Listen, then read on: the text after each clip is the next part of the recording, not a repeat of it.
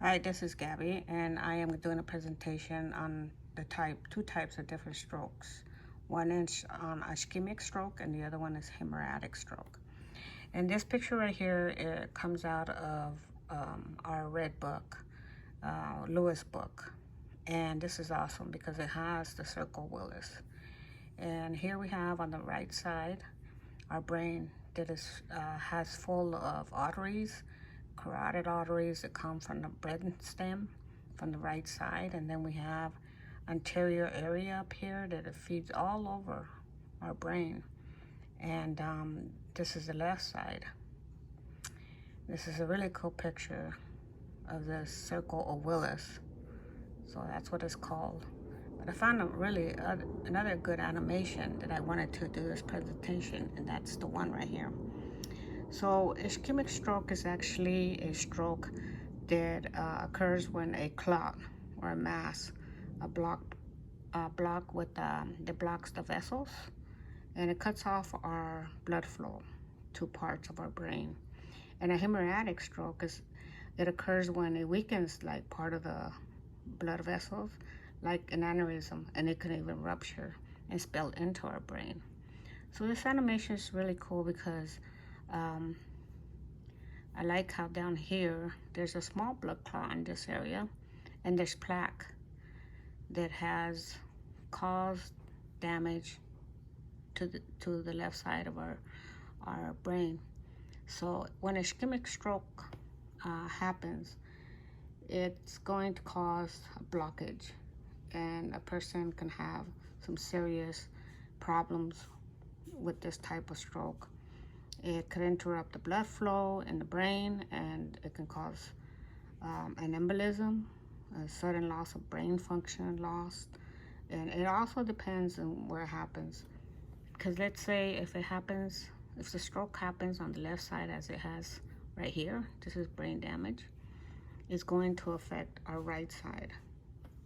So if the left hemisphere is affected, it affects our right side, it gives us weakness. And the main thing, the left side, it affects our language. So L for language, left side. This is the area that it affects. And so the person will probably have complication with aphasia. So if the person has a right side hemorrhage affecting, it affect on the left side of our hand, our left side of our hemisphere, and our left side becomes weakened. And this side we have perception that it gives us deficit like voluntary. Our perception can be altered, and we don't have perception of safety awareness, and we're really vulnerable to accidents and prone for this type of situation. And nursing considerations to include is I always put a person on oxygen, the airway clearance, the ABCs. Make sure that the person is safe depending on where they gotten their stroke. Educate the person, maybe rehab will help them. They'll probably have to diagnose the patient. Diagnosis will be CT, MRI, angiogram.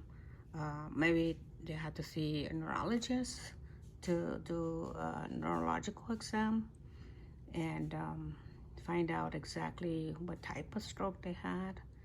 And that's very important for all of us to be aware of, and just make sure that we eat right and take care of our young body. The other situation that I want to talk about a stroke is the risk factors.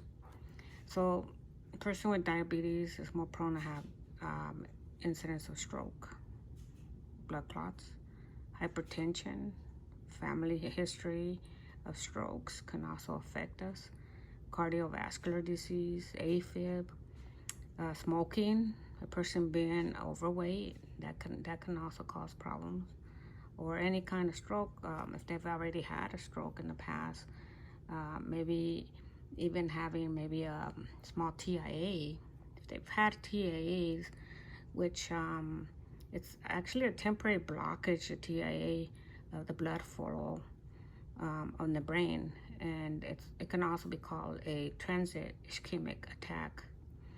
And so we have to be careful having these, because time is of essence with something like this. We want to make sure that if a person is having a stroke and we believe they're having a stroke, we need to time it and make sure that that we know what time it started, because when they arrive at the hospital, they want to know, how long it's been since they had a stroke, so they can probably give them medication and give them some anticoagulants.